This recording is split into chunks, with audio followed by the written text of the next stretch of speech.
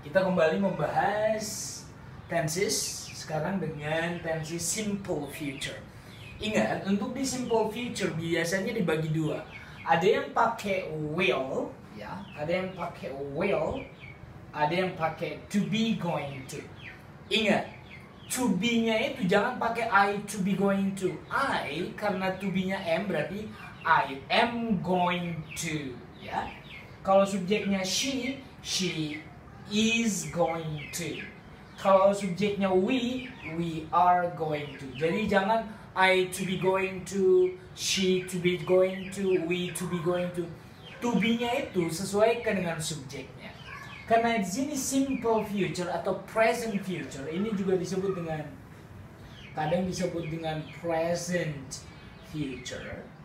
Present maksudnya to be-nya itu memang bentuk present. Is and are, ya. Sekarang apa bedanya penggunaan to be going to dengan will? Ya, saya jelaskan lagi. Saya juga sudah jelaskan di playlist atau di video saya mengenai simple future. Tapi sekarang lebih ke detailnya untuk yang pembuatan kalimat positif, negatif dan pertanyaannya. Oke.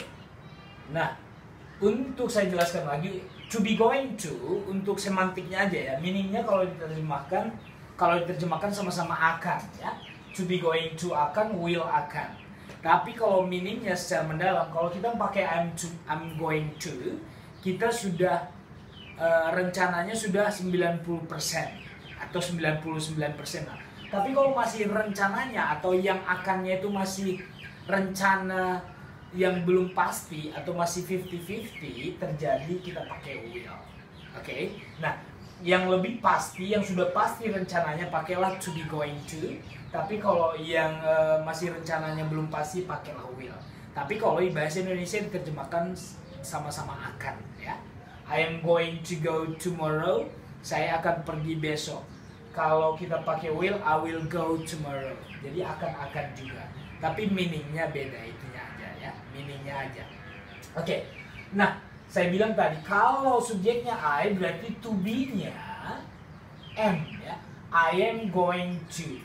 Ingat, ini yang kita pakai di sini be karena di depannya ini bukan kata kerja. Jadi kalau dia pakai kata kerja, tambahkan kata kerja setelah to be going to ditambah kata kerja, setelah will ditambah kata kerja.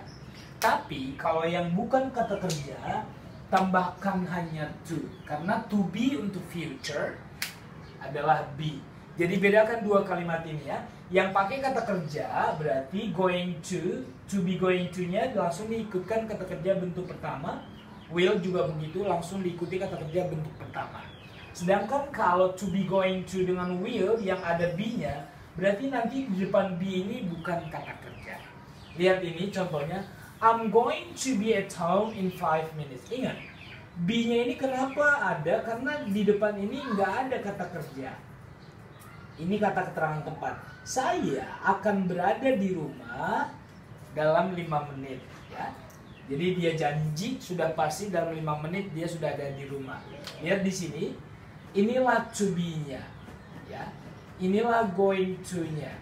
Kenapa di sini ada be? Karena di depan sini bukan kata kerja. Bedakan kalimat kedua. Inilah to be-nya, inilah going to-nya, inilah kata kerjanya. Jadi bedakan kapan pakai be, kapan pakai kata kerja. Jadi tergantung kalimatnya. Oke. Ya, kalau yang kedua dia akan mengunjungi Bali besok. Dia sudah beli tiket dan sudah pasti, jadi dia pakai going to. Apa bedanya nanti kalau pakai will? Kalau will saya bilang tadi berarti janjinya masih 50-50, masih planning yang belum pasti, ya. Jadi to be going to artinya to be-nya ini sesuaikan dengan subjeknya. She is going to visit Bali tomorrow. Jadi kalau yang pakai kata kerja setelah to dan will tambahkan langsung kata kerja. Oke. Ya. She is going to visit Bali tomorrow. Kalau yang negatifnya setelah to be-nya tambahkan not. She is not going to visit Bali.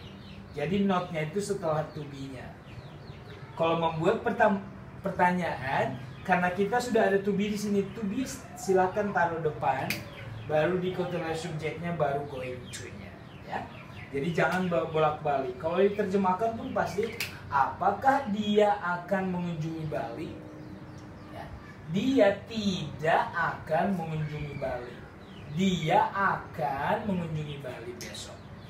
Ya, oke. Yang sebelah kanan ini saya sediakan yang pakai will, ya.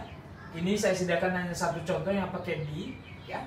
Kalau yang pakai kata kerja saya sediakan she will come tomorrow. She will not come tomorrow. Will ditambah not. Kalau di sini is ditambah not karena dia to be going to. Kalau di sini pakai will berarti setelah will pakai not. Will she come tomorrow? Nah, enaknya di simple future kata kerjanya tidak berubah. Yang berubah adalah kalau kita pakai to be going to, berarti yang berubah adalah to be-nya.